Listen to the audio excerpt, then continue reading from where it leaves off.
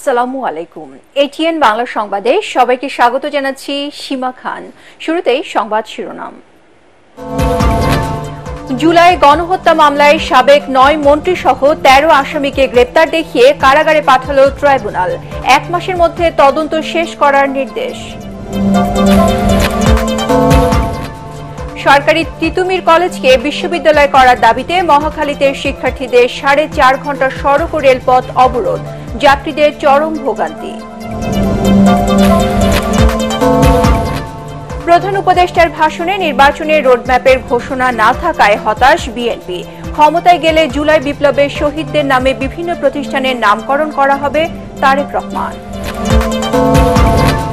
সুষ্ঠু ভোট আয়োজনে সরকারকে ২ বছর সময় দেবার পরামর্শ বিশ্লেষকদের। ডক্টর ইউনূসের ভাষণে সুস্পষ্ট কোনো বক্তব্য নেই, অভিযোগ রাজনীতিবিদদের।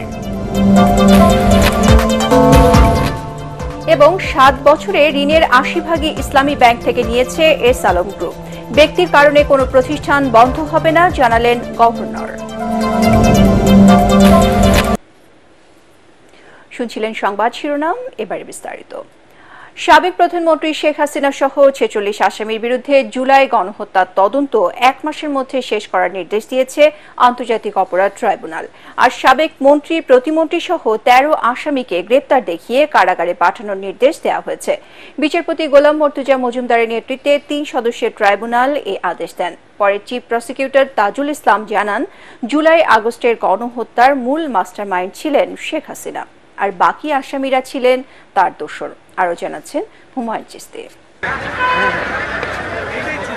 সকাল ৯:৫০ জুলাই আগস্ট গণহত্যা মামলার ১৩ আসামিকে কঠোর নিরাপত্তায় হাজির করা হয় আন্তর্জাতিক অপরাধ ট্রাইব্যুনালে।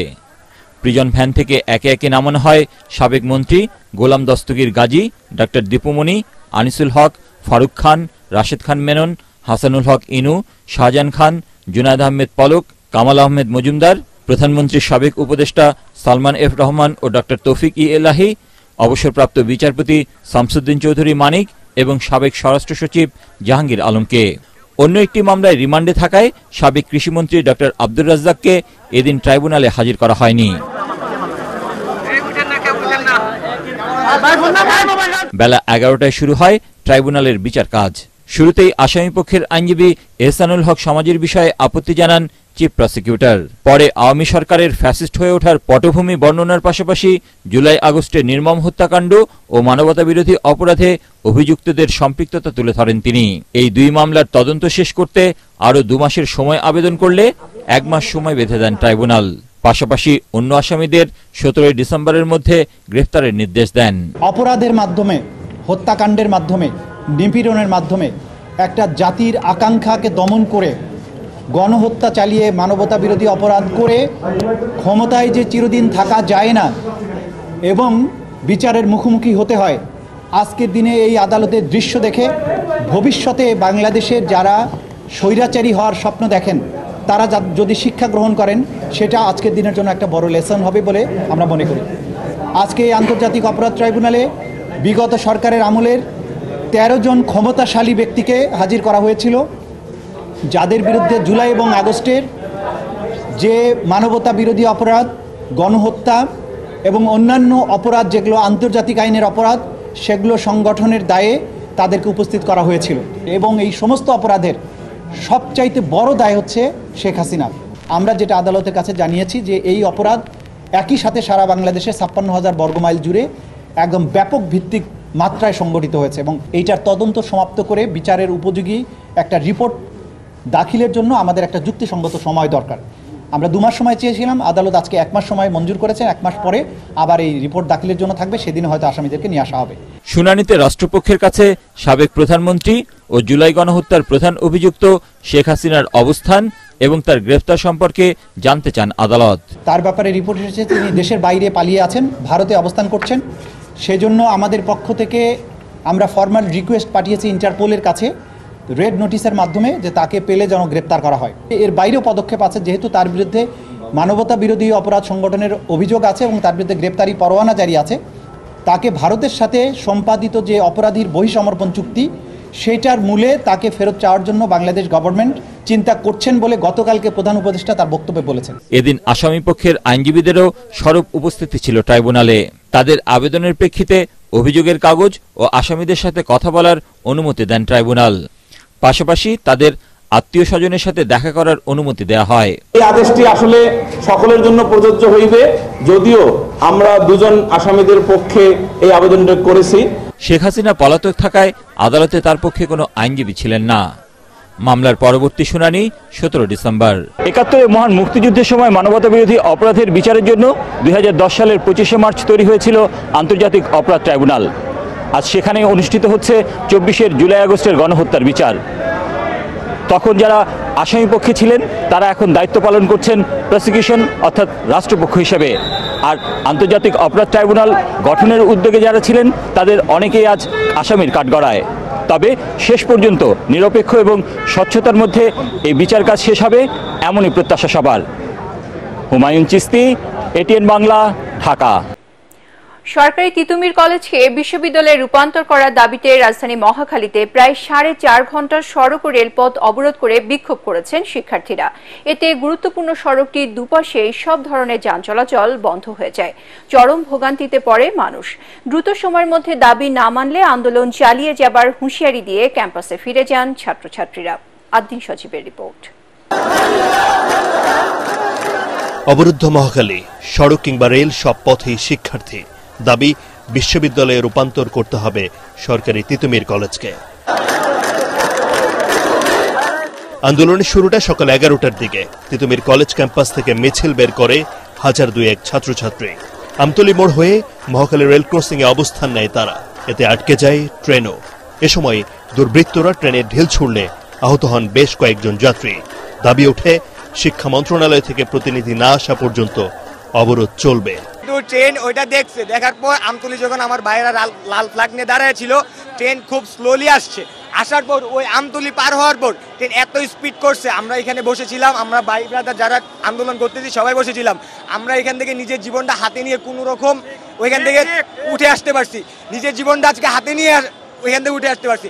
কিন্তু ড্রাইভার কি করছে, আমাদেরকে পার হওয়ার পরে ওইখানে গিয়ে হার্ট ব্রেক করছে। 7 কলেজের সঙ্গে ঢাকা বিশ্ববিদ্যালয়ের অধিভুক্ত না থেকে স্বতন্ত্র বিশ্ববিদ্যালয় চান আন্দোলনকারীরা। এর আগেও কয়েক দফা একই দাবি জানালেও কেবল আশ্বাসই সীমাবদ্ধ ছিল বলেই এমন প্রতিবাদ জানালেন বিক্ষুব্ধরা। সকাল 11টা থেকে এখন পর্যন্ত এখানে আছি এবং আমরা চাই তিতুমির যেন মানে একত্রিতভাবে একটা পূর্ণাঙ্গ ভার্সিটি হিসেবে আমরা চাই।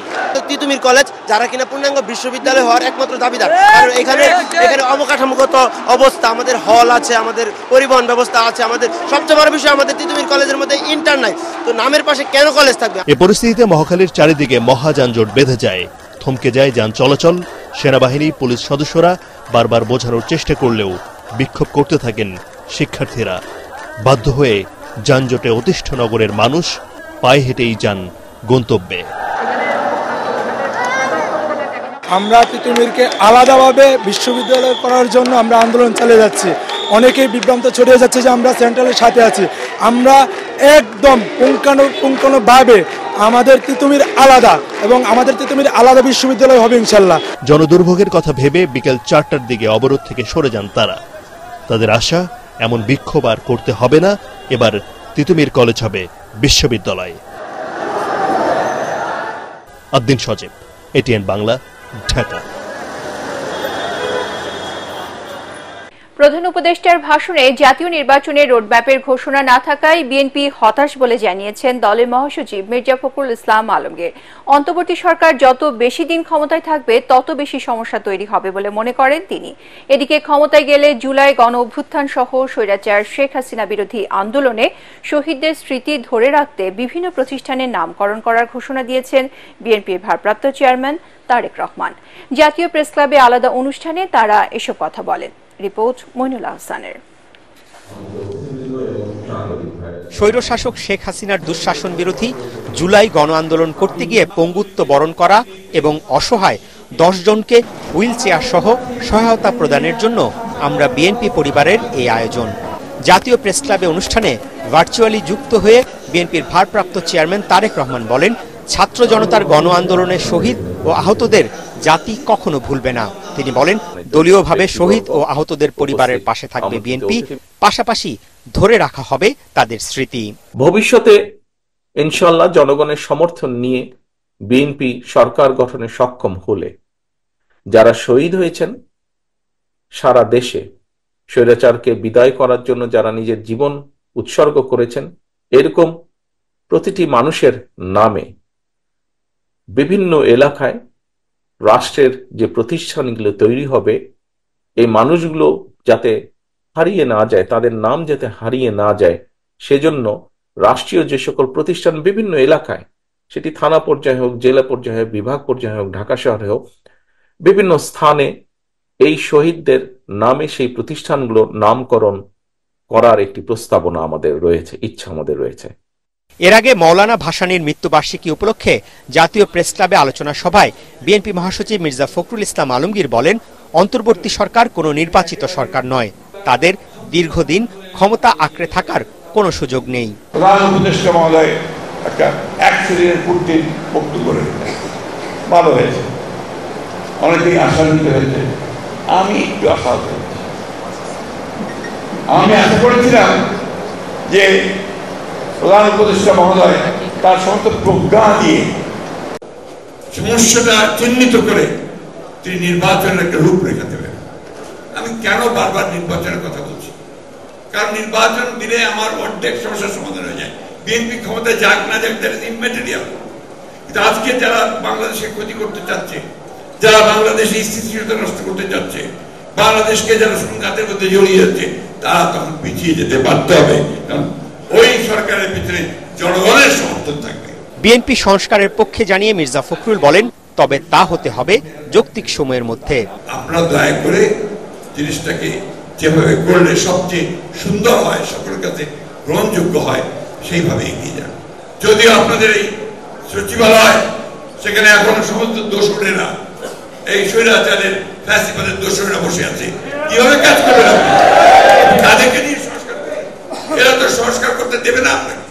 সভা থেকে সিন্ডিকেট ভেঙে নিত্যপণ্যের দাম সহনীয় পর্যায়ে নিয়ে আসতে অন্তর্বর্তী সরকারকে আরও কার্যকর ভূমিকা রাখার আহ্বান জানানো হয়। মইনুল আহসান, এটিএন বাংলা, ঢাকা। প্রধান উপদেষ্টার ভাষণে নির্বাচন আয়োজন নিয়ে সুস্পষ্ট বক্তব্য না থাকায় হতাশা প্রকাশ করেছেন রাজনীতিবিদরা। তারা বলছেন, 100 দিনে বেশ কিছু অর্জন থাকলেও দ্রব্যমূল্য নিয়ন্ত্রণ এবং অর্থনীতি পুনরুদ্ধারে অন্তর্বর্তী সরকারের উল্লেখযোগ্য অগ্রগতি নেই। অপরদিকে রাষ্ট্রবিজ্ঞানীরা বলছেন, রাতারাতি এসব খাতে পরিবর্তন আনার সুযোগ নেই। সুষ্ঠু গ্রহণযোগ্য নির্বাচন আয়োজনে অন্তত 2 বছর সময় প্রয়োজন জানিয়ে সে পর্যন্ত সবাইকে ধৈর্য ধরার পরামর্শ বিশ্লেষকদের। ইমদাদুল্লাহ বাবুর রিপোর্ট। ছাত্র জনতার আন্দোলনে আওয়ামী লীগ সরকার পতনের পর দায়িত্ব নেয়া ডক্টর ইউনূস সরকারকে নানা চ্যালেঞ্জ মোকাবিলা করতে হয়েছে। আইন শৃঙ্খলা পরিস্থিতি ঠিক করা, অর্থনীতি পুনরুদ্ধার, বিদেশি দেনা শোধ, প্রশাসন এবং সমাজে শৃঙ্খলা ফেরানো সহ নানা ইস্যুতে কাজ করেছে এই সরকার। রোববার সরকারের 100 দিন পূর্তি উপলক্ষে জাতির উদ্দেশ্যে দেয়া ভাষণে এইসব বিষয়ে আলোকপাত করেন প্রধান উপদেষ্টা। সবাইকে সালাম জানাচ্ছি। সরকার প্রধানের সেই ভাষণ নিয়ে বিভিন্ন রাজনৈতিক দলের মধ্যে দেখা দিয়েছে মিশ্র প্রতিক্রিয়া। দ্রব্যমূল্যের চাহিদা সাথে যোগানের সরবরাহ ঠিক নেই। আরেকটা জায়গা হচ্ছে ব্যাংকের ব্যবস্থাপনা। ব্যাংকের শৃঙ্খলা ফিরছে, কিন্তু অনেকগুলো ব্যাংক লিকুইডিটি ক্রাইসিসের মধ্যে, তারল্য সংকটে আছে। এখন অনেক ঘাটতি আছে, যে ঘাটতিগুলো জনগণের মধ্যে অসন্তোষ তৈরি করছে। অর্থনীতির এত ভালো ভালো কথা বললেও আমি মনে করি যে এইখানে তার ব্যর্থতা খুবই প্রকট। জিনিসের দামটা কমই নেই, সিন্ডিকেট ভাঙতে পারেনি। ব্যাংকে আপনি 3টা জায়গায় যাবেন, গিয়ে চেক দেবেন, টাকা পাবেন। তারা আরো বলছেন, একদিনে রাজনৈতিক দলের সাথে সংস্কার ইস্যুতে আলোচনা হলেও নির্বাচন প্রসঙ্গ উপেক্ষিত থেকে গেছে। উনি কিন্তু বক্তৃতার মধ্যে বলেছেন, আমরা রাজনৈতিক দলগুলোর সাথে ডায়লগ চালিয়ে যাচ্ছি। উনি রাজনৈতিক দলগুলোর সাথে ডায়লগ করছেন না, ইস্যু ভিত্তিক 2টো ডায়লগ করেছেন। একটা হলো 15 আগস্ট, আর একটা হলো পূজা। রাজনীতি নিয়ে কোনো কথা বলেননি, ইলেকশন নিয়ে কথা বলেননি। এই গভর্নমেন্ট পলিটিক্যাল ডিসকোর্সে যাচ্ছেই না, হুইচ ইজ ভেরি অ্যালার্মিং। নির্বাচনের পরিবেশ সৃষ্টির জন্যই সংস্কারের প্রয়োজনীয়তা আছে, আবার সংস্কার একটা ধারাবাহিক প্রক্রিয়াও।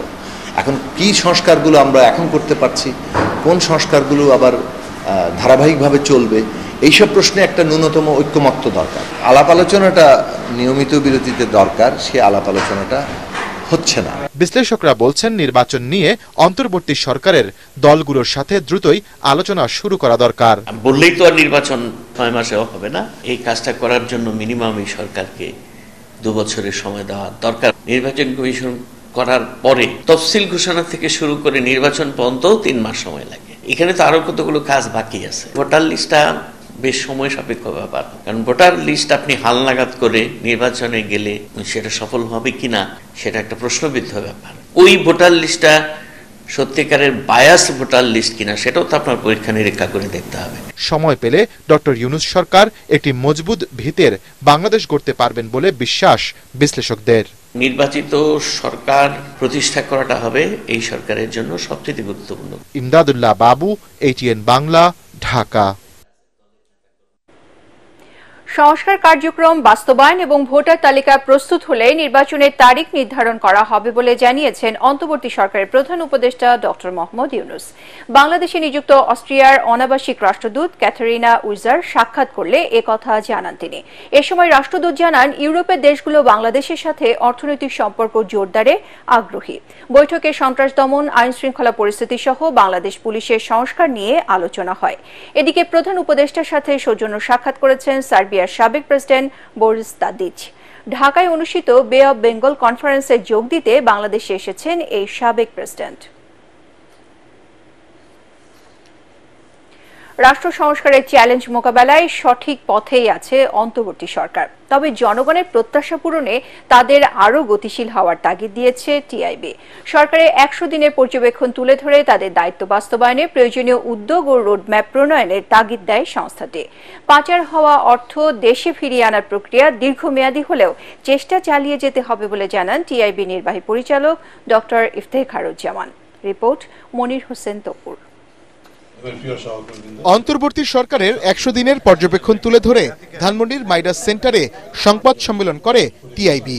তাদের পর্যবেক্ষণে বলা হয়, জুলাই স্মৃতি ফাউন্ডেশন গঠন, গণহত্যায় জড়িতদের বিচার প্রক্রিয়া শুরু, গুম, খুন ও বিচার বহির্ভূত হত্যাকাণ্ড তদন্ত, আইনের শাসন ও মানবাধিকার নিশ্চিত সহ জনগণের প্রত্যাশা পূরণে কাজ করছে ডক্টর ইউনূস সরকার।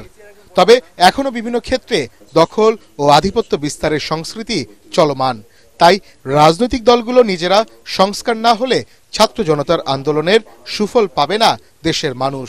নতুন বাংলাদেশ গড়ার বাংলাদেশ 2.0 গঠনের যে স্বপ্ন, সেটি যে বিশাল কঠিন চ্যালেঞ্জিং, সেটি বিবেচনায় রেখে অন্তর্বর্তী সরকার অত্যন্ত গুরুত্বপূর্ণ অনেকগুলো কাজ করেছে। কৌশলগত পরিকল্পনার উপর ভিত্তি করে সেই একটা সুনির্দিষ্ট সময়সীমা নির্ধারণ করে, যদি আমরা অনুমান করছি যদি অগাস্ট মাসে সেটা করা হতো, তাহলে কিন্তু জনগণের কাছে আরো অনেকটা স্বস্তির বিষয় হতো, একটা সুস্পষ্ট ধারণা হতো যে আমাদের অন্তর্বর্তীকালীন সরকারের রোডম্যাপটা এরকম। কিন্তু সেটি কিন্তু আমরা এখনো দেখছি না। আমি মনে করি যে এখনো সময় আছে। সংস্থার নির্বাহী পরিচালক বলেন, আইন শৃঙ্খলা নিয়ন্ত্রণ ও বাজার সিন্ডিকেট ভাঙতে এখনো সফল হয়নি সরকার। সিন্ডিকেটের রাজনৈতিক চরিত্র সবসময় থাকে, কিন্তু রাজনৈতিক চরিত্রটা কিন্তু আবার চট করে পালাবদল হয়। সে কারণে কিন্তু একটা ব্যক্তির পরিবর্তনের সাথে সাথে এই ধরনের ক্ষেত্রে পরিবর্তন, ইতিবাচক পরিবর্তন, সুফল জনগণের কাছে পৌঁছানো কঠিন হয়। নতুন বাংলাদেশে এখনো বাক স্বাধীনতা হরণ, গণমাধ্যমে হস্তক্ষেপ ও সাংবাদিকদের হয়রানির মতো ঘটনা ঘটেছে বলে পর্যবেক্ষণ টিআইবির। কাউকে পেশাগত পরিচয়ের কারণে ঢালাওভাবে চিহ্নিত না, কোনো অভিযোগ বা অপরাধ চিহ্নিত না করে অ্যাক্রিডিটেশনের মতো যে সংজ্ঞাটি সেটি বাতিল করা, আত্মপক্ষের সমর্থনের সুযোগ না দিয়ে, এটা কিন্তু গণমাধ্যম স্বাধীনতার জন্য ভালো বার্তা দেয় না। আন্তর্জাতিক অঙ্গনে বর্তমান সরকারের গ্রহণযোগ্যতা বাড়ায় বৈদেশিক ঋণ সহায়তা নয়, বরং অনুদানের বিষয়ে জোর দেওয়ার তাগিদ সংস্থাটির। মনির হোসেন তপু, ATN বাংলা, ঢাকা। মহান বিজয় দিবস উদযাপনে দেশে কোনো নিরাপত্তা ঝুঁকি নেই বলে জানিয়েছেন স্বরাষ্ট্র উপদেষ্টা অবসরপ্রাপ্ত লেফটেন্যান্ট জেনারেল জাহাঙ্গীর আলম চৌধুরী। তিনি বলেন, বরাবরের মতো এবারও সুষ্ঠুভাবে ও শান্তিপূর্ণ পরিবেশে জাতীয় দিবসটি উদযাপিত হবে। মহান বিজয় দিবস উদযাপনের লক্ষ্যে সচিবালয়ে আইন শৃঙ্খলা নিয়ন্ত্রণ সহ সার্বিক নিরাপত্তা নিয়ে বৈঠক অনুষ্ঠিত হয়। সভা শেষে স্বরাষ্ট্র উপদেষ্টা বলেন, 16 ডিসেম্বর সবার জন্য। দিনটি উদযাপনে নিরাপত্তা ঝুঁকির কোনো বিষয় নেই। এবার জাতীয় পতাকার ডিজাইন এবং রঙে যেন কোনো ব্যত্যয় না ঘটে সেজন্য নির্দেশনা দেওয়া হয়েছে বলেও জানান তিনি। 16ই ডিসেম্বর আমাদের মহান বিজয় দিবস। এই বিজয় দিবস যেন ভালোভাবে করা যায়, এখানে যেন কোনো ধরনের কোনো দুর্ঘটনা না ঘটে, এই জন্য আজকে আলোচনা হয়েছে এবং বিভিন্ন মন্ত্রণালয়ের ভিতরে একটা কোঅর্ডিনেশন এটার ব্যাপারেও আলোচনা হয়েছে। এখানে কোনো ধরনের সিকিউরিটি থ্রেট না লাগলে, কোনো ধরনের সিকিউরিটি থ্রেট নেই। জাতীয় পরিচয়পত্রের ভিত্তিতে পুলিশি তদন্ত হবে। এক্ষেত্রে ব্যক্তি বা তার পরিবারের রাজনৈতিক পরিচয় কোনো গুরুত্ব বহন করবে না বলে জানিয়েছে পুলিশ সংস্কার কমিশন। সচিবালয়ের স্বরাষ্ট্র উপদেষ্টার সাথে পুলিশ সংস্কার কমিশনের প্রথম বৈঠক শেষে কমিশনের প্রধান সফররাজ হোসেন একথা বলেন। আদালতের নির্দেশনা পুরোপুরি মেনে কাউকে গ্রেপ্তারের বিষয়টি নিশ্চিত করতে হবে জানিয়ে তিনি বলেন, গ্রেপ্তারের পরপরই ওই ব্যক্তির পরিবারকে বিষয়টি অবগত করার সুপারিশ করা হবে। এক প্রশ্নের জবাবে কমিশন প্রধান বলেন, দীর্ঘদিন ধরে পুলিশকে রাজনৈতিকভাবে ব্যবহার করা হয়েছে, সেটা কমাতে সুপারিশ করা হবে। ন্যাশনাল আইডি কার্ড যা থাকবে সেটা হলো প্রথম ডকুমেন্ট, এটার ভিত্তিতে পুলিশ ভেরিফিকেশন করতে হবে, যেভাবেই হোক এই মানুষের হয়রানি যাতে কমে। তো এটা মোটামুটি এগ্রি হয়েছে সবাই। আমাদের দেশের সিস্টেম এটা পার্লামেন্টারি ফর্ম অফ গভর্নমেন্ট, এটা তো প্রেসিডেন্সিয়াল ফর্ম না। পার্লামেন্টারি ফর্ম গভর্নমেন্টে পার্লামেন্ট এবং পার্লামেন্টের স্ট্যান্ডিং কমিটি তাদের কাছে দায়বদ্ধ থাকে সরকার, সেক্ষেত্রে কিছু তো সমস্যা থাকবেই রাজনৈতিক। এর মাঝেই আমাদের চেষ্টা করতে হবে যে পুলিশ যাতে, পুলিশ কেন সরকারের সব ডিপার্টমেন্টই যেন রাজনীতির মুক্ত থাকে। 2017 সাল থেকে মোট ঋণের 80% ইসলামী ব্যাংক থেকে এসেছে এস আলম গ্রুপ। বাংলাদেশ ব্যাংকের governor doctor Ahsan H Mansur জানিয়েছেন, ব্যক্তির কারণে কোনো প্রতিষ্ঠান বন্ধ হবে না। দুর্বল ব্যাংকগুলোকে সব ধরনের সহায়তা দেবে কেন্দ্রীয় ব্যাংক। সংবাদ সম্মেলনে ইসলামী ব্যাংকের চেয়ারম্যান ওবায়দুল্লাহ আল মাসুদ জানান, সংকট কাটিয়ে 3 মাসে আমানত সংগ্রহ হয়েছে প্রায় 5,000 কোটি টাকা। শারফুল আলমের রিপোর্ট। শরিয়াধারার সবচেয়ে বড় ব্যাংক ইসলামী ব্যাংক। বিগত সরকারের আমলে বিভিন্ন সংস্থার সহায়তায় ব্যাংকটি দখলে নেয় এস আলম গ্রুপ। কর্তৃত্ব নিয়ে নামে বেনামে ইসলামী ব্যাংক থেকে বিপুল অর্থ হাতিয়ে নেয় চক্রটি। তবে শেখ হাসিনা সরকারের পতনের পর ব্যাংকটিতে নতুন পরিচালনা পর্ষদ দেয় বাংলাদেশ ব্যাংক। সংবাদ সম্মেলনে ইসলামী ব্যাংকের চেয়ারম্যান জানান, সংকট কাটিয়ে ধীরে ধীরে স্বাভাবিক হতে যাচ্ছে ইসলামী ব্যাংক।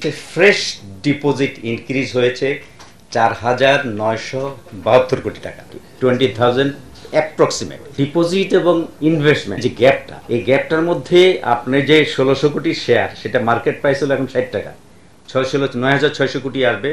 এই শেয়ারটা যে ফ্রিজ করা হয়েছে লিগ্যাল প্রসেস কমপ্লিট করে, এটা আমরা নিউ কাস্টমার কাছে সেল করে এর 50%, আর 50% যে 10,000 কোটির কাছাকাছি, এইটা আমরা নিউ শেয়ার ইস্যু করব, নতুন শেয়ার অনুমোদন সাপেক্ষে। অনুষ্ঠানে বাংলাদেশ ব্যাংকের governor doctor Ahsan H Mansur জানান, কোন প্রতিষ্ঠানই বন্ধ করা হবে না। প্রতিষ্ঠান জাতীয় সম্পদ উল্লেখ করে তিনি বলেন, ব্যক্তি আর প্রতিষ্ঠান এক হতে পারে না। কোন প্রতিষ্ঠানকে আমরা বন্ধ হয়ে যেতে পারবো না, সেটা এসআলএমেরই হোক, সিমকোরই হোক, অন্যান্য গ্রুপেরই। ব্যক্তি থাকুক না থাকুক, প্রতিষ্ঠান থাকবে, প্রতিষ্ঠান চলবে, চালাতে হবে। 17 সালের টেক ওভারের পর থেকে প্রায় 80% লেন্ডিং তারাই নিয়েছে, বিভিন্ন নামে বেনামে, ডাইরেক্টলি ইনডাইরেক্টলি। ও ডিসাইড করুক, এখানে ক্রিমিনালিটি আছে, এখানে সিভিল সুট আছে, দুটোই থাকবে, এবং ক্রিমিনাল কেসে ক্রিমিনাল অনুযায়ী যেভাবে শাস্তি হয় সেটাই আইনগতভাবে আসবে। দুর্বল ব্যাংকগুলোকে নিয়ে আলোচনা চলছে। সরকার ওইসব প্রতিষ্ঠানেও প্রয়োজনীয় সব ধরনের সহায়তা দিবে বলেও আশ্বাস দেন গভর্নর। শারফুল আলম, এটিএন বাংলা, ঢাকা। প্রশ্নফাঁস ও জালিয়াতির অভিযোগ ওঠায় গত এপ্রিলে অনুষ্ঠিত 46তম বিসিএস এর প্রিলিমিনারি পরীক্ষা কেন বাতিল করা হবে না তা জানতে চেয়ে রুল জারি করেছে হাইকোর্ট। একই সাথে প্রশ্নফাঁস ও জালিয়াতি চক্রের বিষয়ে তদন্ত করে 60 দিনের মধ্যে প্রতিবেদন জমা দিতে বলা হয়েছে। বিচারপতি ফারা মাহবুব ও বিচারপতি দেবাশিস রায়চৌধুরী দ্বৈত বেঞ্চ এ আদেশ দেন। মন্ত্রিপরিষদ সচিব, পিএসসি চেয়ারম্যান, জনপ্রশাসন সচিব, আইন সচিব সহ সংশ্লিষ্টদের রুলের জবাব দিতে বলা হয়েছে। এদিকে বিচার বিভাগ নিয়ে বিরূপ মন্তব্য করার অভিযোগে আদালত অবমাননার মামলায় হাইকোর্টের কাছে নিঃশর্ত ক্ষমা চেয়েছেন যুগান্তরের প্রকাশক ও সম্পাদক। ওরা বলেছে যে আমরা খুবই অনুতপ্ত, আমরা আনকন্ডিশনাল অ্যাপোলজি চাই, আমাদের ভুল হয়েছে, আমাদের আর একটু সতর্ক হওয়া দরকার ছিল। সো যে কলাম লেখক সে একটু ব্যাখ্যা করতে চেষ্টা করেছে এটা কোন কনটেক্সটে সে লিখেছে। মহামান্য হাইকোর্ট এই 46তম BCS এর প্রিলি বাতিল করার ব্যাপারে পিএসসির যে নিষ্ক্রিয়তা তা কেন অবৈধ ঘোষণা করা হবে না মর্মের রুল দিয়েছেন এবং সেই সাথে প্রশ্ন ফাঁসের ম্যাটারে তদন্ত করার জন্য সিআইডিকে নির্দেশ দিয়েছেন এবং তদন্ত রিপোর্ট 60 দিনের মধ্যে মহামান্য আদালতে জমা দেওয়ার ব্যাপারে ডাইরেকশন দিয়েছেন। রাজধানীর টাউন হল মার্কেটে অভিযান চালিয়েছে ভোক্তা অধিকার সংরক্ষণ অধিদপ্তর। ট্রেড লাইসেন্স না থাকা এবং ওজন মেশিনের সমস্যার কারণে দুটি মুরগির দোকানে 20,000 টাকা জরিমানা করেছে সংস্থাটি। এই সময় একটি ওজন মেশিন জব্দ করা হয়েছে।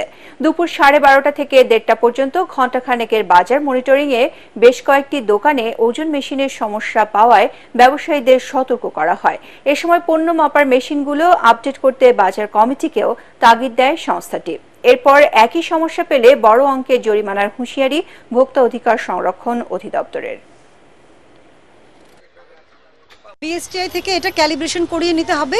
এটা সকল ওজন মেশিনের ক্ষেত্রেই সত্য। সেটা স্বর্ণকার যেমন করবে, সেটা ফল বিক্রেতাও করবে, সেটা মাংস বিক্রেতাও করবে। তো এখানে আমরা ব্যত্যয় পেয়েছি। এই জন্য আমরা দুটি প্রতিষ্ঠানকে 10,000 করে 20,000 টাকা জরিমানা আরোপ করেছি, দুজনেই মুরগি ব্যবসায়ী। আর আমরা কমিটির ওনাদেরকে খুবই স্ট্রিক্টলি আপনারা দেখেছেন আমরা নির্দেশনা দিয়েছি যাদের মেশিনগুলো ক্যালিব্রেশন করা নেই সেটা আজকে ওনারা সব উঠিয়ে ফেলবেন। এবারে আল আরফ ইসলামী ব্যাংক অর্থ সংবাদ।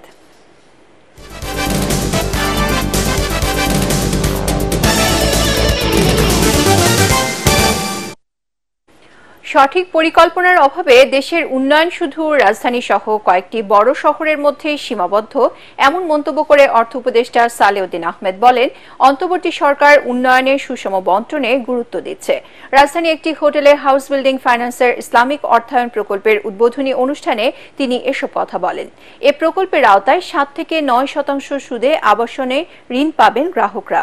অনুষ্ঠানে অর্থ উপদেষ্টা আরও বলেন, ঢাকা সহ কয়েকটি শহরের বাইরে দেশে নাগরিক সুবিধা নেই, তাই বিকেন্দ্রীকরণে উন্নত আবাসনের সঙ্গে শিক্ষা স্বাস্থ্য সুবিধা নিশ্চিত করা হবে। Overcrowded cities, especially Dhaka city, is one of the most crowded city in the world, and everybody is concentrated in Dhaka. If we do not develop the rural areas and peri-urban areas, if we do not make them attractive, then people will really come in there because it's not their fault, they're pushed because of economic reason. So there is so much contrast in our country. Al আরফ Islami bank PLC কর্মকর্তাদের সাথে মতবিনিময় করলেন হজ এজেন্সির প্রতিনিধিরা। রাজধানী একটি হোটেলে ব্যাংকের Dhaka north zone, Dhaka south zone এবং কর্পোরেট শাখার উদ্যোগে আয়োজিত সভায় প্রধান অতিথি ছিলেন ব্যাংকের ব্যবস্থাপনা পরিচালক ও সিইও ফরমান আর চৌধুরী। সভাপতিত্ব করেন উপব্যবস্থাপনা পরিচালক আব্দুল্লাহ আল মামুন। অনুষ্ঠানে উপব্যবস্থাপনা পরিচালক মোহাম্মদ নাদিম, ফজলুর রহমান চৌধুরী, আসাদুজ্জামান ভুঁইয়া, কাজী মাহমুদ করিম সহ শীর্ষ নির্বাহী এবং শাখা ব্যবস্থাপক এবং বিভিন্ন হজ এজেন্সির মালিকরা উপস্থিত ছিলেন।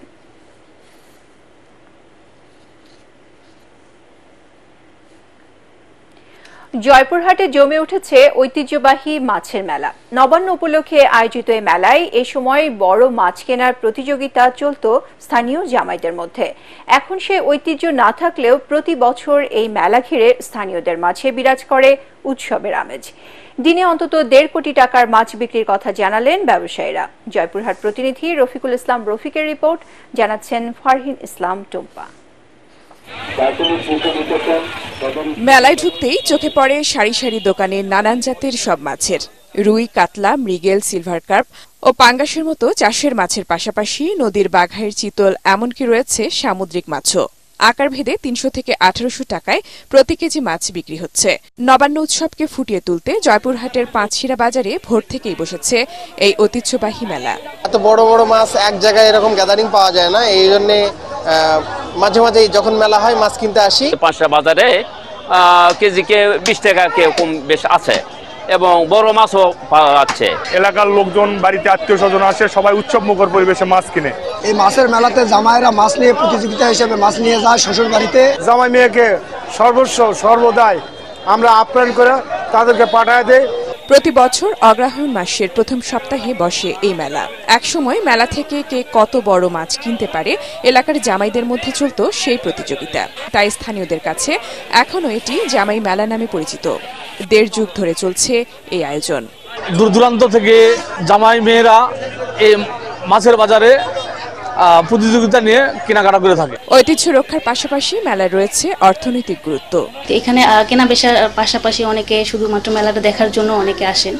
আমরা আমাদের কালাই উপজেলা মৎস্য দপ্তর থেকে মেলাটিকে পরিদর্শনে রেখেছি, যাতে করে এখানে নিষিদ্ধ কোনো মাছ কেনা বেচা না হয়। মেলায় এবার সর্বোচ্চ 25 কেজি পর্যন্ত মাছ উঠেছে। আগামীতে আরো বড় পরিসরে মেলার আয়োজনের দাবি স্থানীয়দের। Bureau report, ATN Bangla. এবার সন্ধানী লাইফ ইন্স্যুরেন্স আন্তর্জাতিক সংবাদ।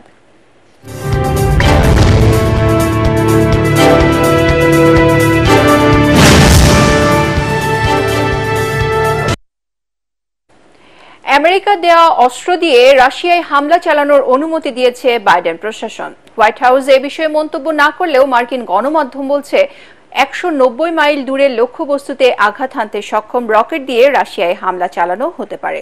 বার্তা সংস্থা রয়টার্স জানিয়েছে, এতে করে ইউক্রেন রাশিয়ার সংঘাত নিয়ে ওয়াশিংটনের নীতিতে বড় ধরনের পরিবর্তন আসতে যাচ্ছে।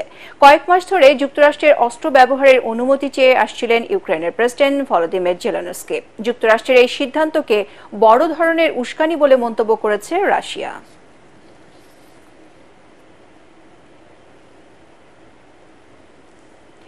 বাণিজ্যিক ক্ষেত্রে ধর্মীয় প্রতীক ব্যবহার নিষিদ্ধ করল সৌদি আরব। এছাড়া বাণিজ্যিক বিষয়ে যে কোনো দেশের চিহ্ন, লোগো এবং ধর্মীয় ও পবিত্র জিনিসের প্রতীক ব্যবহারও নিষিদ্ধ করেছে দেশটি। এ নির্দেশনা অমান্যকারীদের সৌদির আইন অনুযায়ী ব্যবস্থা নেওয়ারও হুঁশিয়ারি দেওয়া হয়। মধ্যপ্রাচ্য ভিত্তিক সংবাদ মাধ্যম গালফ নিউজ থেকে জানা যায়, সৌদির রাজধানী রিয়াদে একটি সাংস্কৃতিক অনুষ্ঠানের মঞ্চে কাবার মতো দেখতে একটি জিনিস প্রদর্শন করা হয়। ওই মঞ্চে শিল্পীরা নাচ গান করছিলেন। এরকম একটি ছবি সামাজিক যোগাযোগ মাধ্যমে ভাইরাল হয়ে তীব্র সমালোচনা শুরু হয়। এরপরই সৌদির পক্ষ থেকে এমন নির্দেশনা এলো। এবারে পার্টেক্স খেলার খবর।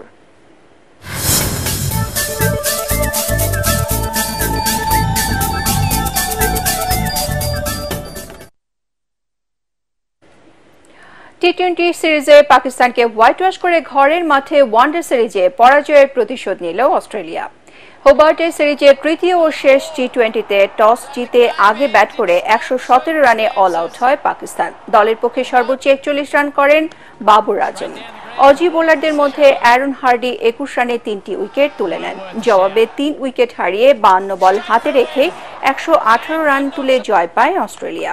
ম্যাচ সেরা মার্কাস স্টোয়ানিস 27 বলে 61 রান করে অপরাজিত থাকেন। 3 ম্যাচে 8 উইকেট নিয়ে সিরিজ সেরা হন স্পেসার জনসন।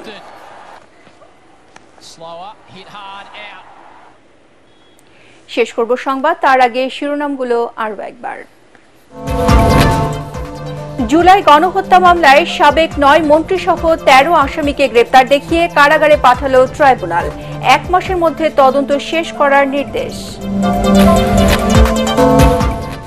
সরকারি তিতুমির কলেজকে বিশ্ববিদ্যালয় করার দাবিতে মহাখালীতে শিক্ষার্থীদের 4.5 ঘন্টার সড়ক ও রেলপথ অবরোধ, যাত্রীদের চরম ভোগান্তি। প্রধান উপদেষ্টার ভাষণে নির্বাচনের রোডম্যাপের ঘোষণা না থাকায় হতাশ বিএনপি। ক্ষমতায় গেলে জুলাই বিপ্লবের শহীদদের নামে বিভিন্ন প্রতিষ্ঠানের নামকরণ করা হবে, তারেক রহমান। সুষ্ঠু ভোট আয়োজনে সরকারকে 2 বছর সময় দেবার পরামর্শ বিশ্লেষকদের। ডক্টর ইউনূসের ভাষণে সুস্পষ্ট কোনো বক্তব্য নেই, অভিযোগ রাজনীতিবিদদের। এবং 7 বছরে ঋণের 80% ইসলামী ব্যাংক থেকে নিয়েছে এস আলম গ্রুপ। ব্যক্তির কারণে কোনো প্রতিষ্ঠান বন্ধ হবে না, জানালেন গভর্নর।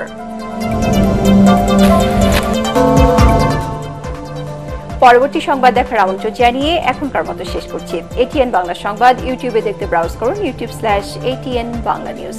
ধন্যবাদ সবাইকে।